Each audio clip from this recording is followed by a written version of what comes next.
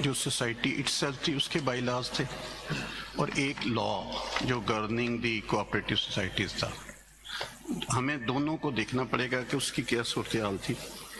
अगर उससे पहले इजाज़त दें तो मैं थोड़ा सा अगर बता दूं कि ये 89 में वजूद में आई सोसाइटी और ये 2005 में जाके मर्जर हुआ। उसके दौरान जो इसकी हालत थी और जो ये डेड सोसाइटी थी उसको लाइव करने के लिए सारा प्रोसेस हुआ। उसकी सारी जो ऑडिट रिपोर्ट्स थी वो भी रिकॉर्ड पर मैंने लगाई हैं और बाकी सारा जो बैकग्राउंड थी उसकी वो मैंने अपने कंसाइज स्टेटमेंट में भी दी है।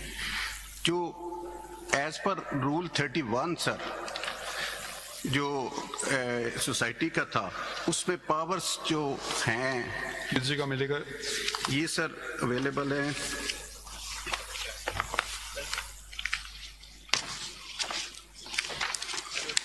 मेरी कंसाइज स्टेटमेंट के पेज नंबर 10 से There is a basic question.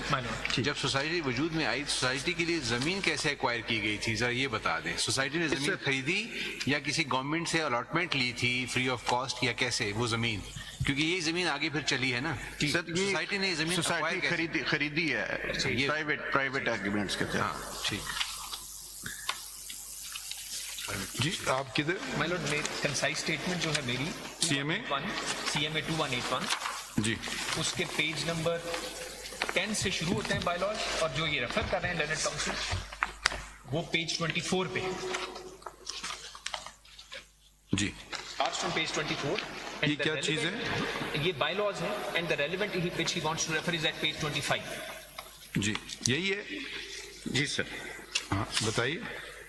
वकील साहब अगर आप इधर आ जाएं तो ये इधर आ जाएंगे, अगर आप इस तरफ आ जाएं ये इधर आ जाएंगे।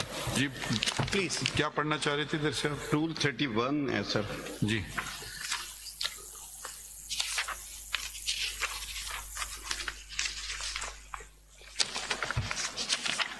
ये सोसाइटी किसके लिए थी?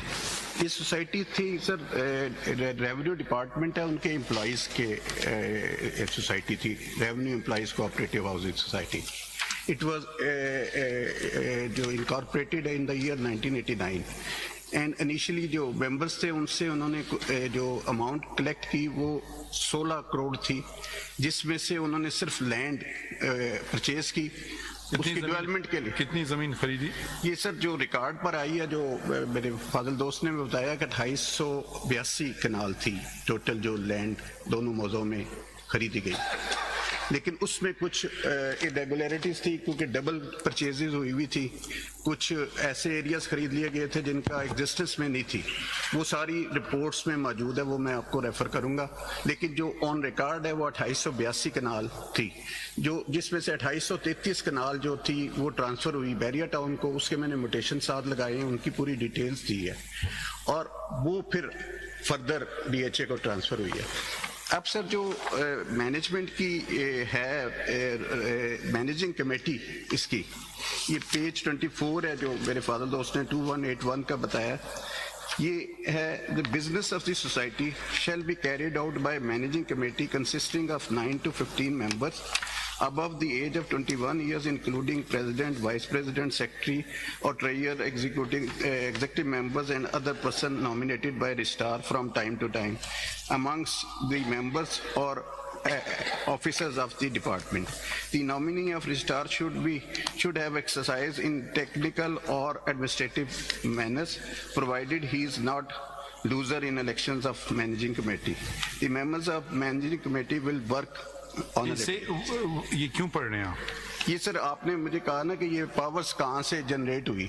अब मैनेजिंग कमेटी जो थी उसको रजिस्ट्रार के पास पावर है सब क्लास 2 में और रूल 48 में कि वो अगर कोई मैनेजिंग कमेटी जो इलेक्टेड है वो काम परफॉर्म नहीं कर रही है, नेग्लिजेंट है, तो वो केयर टेकर कमेटी कॉन्स्टिट्यूट कर सकती है। इस केस में सर पहले 1 साल के लिए केयर टेकर कमेटी का कॉन्स्टिट्यूट हुई, वो परफॉर्म नहीं कर सकी। उसके बाद ये एडमिनिस्ट्रेटर अपॉइंट हुए। एडमिनिस्ट्रेटर की जो अपॉइंटमेंट हुई सर, किसने किए अपॉइंट किया एडमिनिस्ट्रेटर को? ये रजिस्ट्रार कोऑपरेटिव सोसाइटी ने सर। क्या नाम था एडमिनिस्ट्रेटर का? ये कर्नल सदीक सर। कौन थे? अब्दुल्ला सिद्दीक। अब्दुल्ला सिद्दीक सर। कौन थे ये साहब? रिटायर्ड थे या इन सर्विंग थे? नहीं, रिटायर्ड थे सर। इनका इंतखाब क्यों किया गया? ये तो रिकॉर्ड से तो मैं इस पोजीशन में नहीं हूँ बताऊँ। पेज अगर आप देख लेंगे इसी इसका जो CMA का पेज 46 सर, माने। अगर पेज 18 पे मेरी कंसाइज स्टेटमेंट में आ जाए, मैंने उससे तैयार किया हुआ 46 आपका वो से। जी आप बताएं। ये वेयर एज सर, ये ऑर्डर जो हुआ था, whereas in pursuance of honourable Lahore high court Rawalpindi order dated 12th of February 2004, election of managing committee of revenue employees जी cooperative इनको एडमिनिस्ट्रेटर बना दिया for what purpose? To wind up the affairs of the society. Sir इसका जो mandate था वो page 19 पे देखेंगे, ये लास्ट पैरा की नीचे से 5वीं लाइन। हम इन्हीं की पेपर बुक में हैं। पेज 47 ये वही आप ही पढ़ रहे हैं। जी ये sir, however major expenditure or decision if required to be taken in the larger interest of the society shall be taken after getting prior approval of the registrar. The administrator shall also ensure early commencement. ये यहाँ उसको दिया गया था अगर कोई major decision लेना है तो cooperative- आगे बढ़िए। जी सर। Proceed further.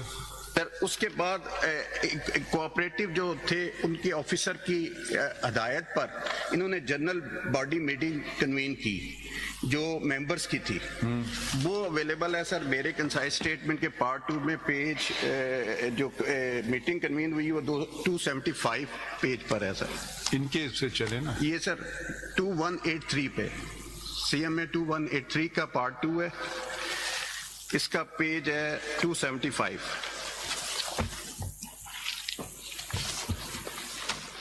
जी ये सर उसका नोटिस हुआ बराए सालाना इजलास जनरल बॉडी का, जो अल्टीमेट रूलिंग है पावर जिसके पास पूरी सोसाइटी की जनरल बॉडी का।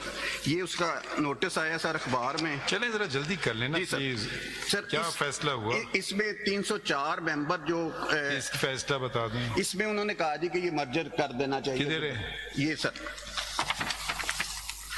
ये सर जो इजलासी कार्रवाई शुरू होती है पेज 291 से, और ये सारे उन्होंने अमूर उसको डिस्कस किए हैं, और इसकी जो है पेज 294 पे है वोटिंग जब हुई है सर। मेम्बरान की अक्सरियत ने तजवीज़ के हक में राय दी। 304 के इज्तिमा में से सिर्फ 14 मुअज़्ज़ज़ मेम्बरान ने मुखालफत में वोट दिया।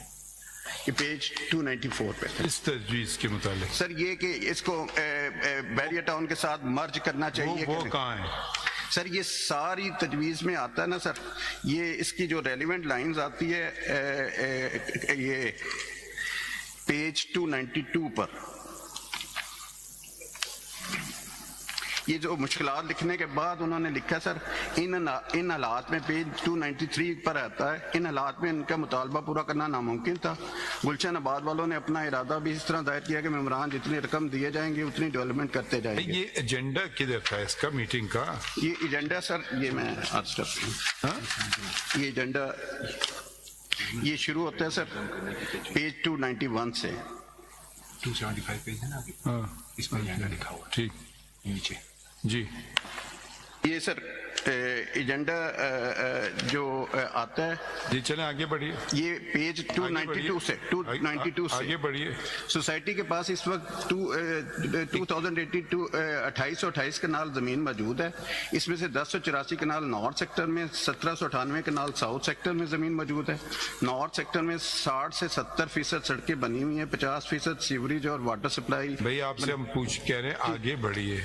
सर इसमें मैं ये कह रहा हूँ आपके सोसाइटी में रूल्स में पावर है मर्जर का या नहीं? सर बिल्कुल है।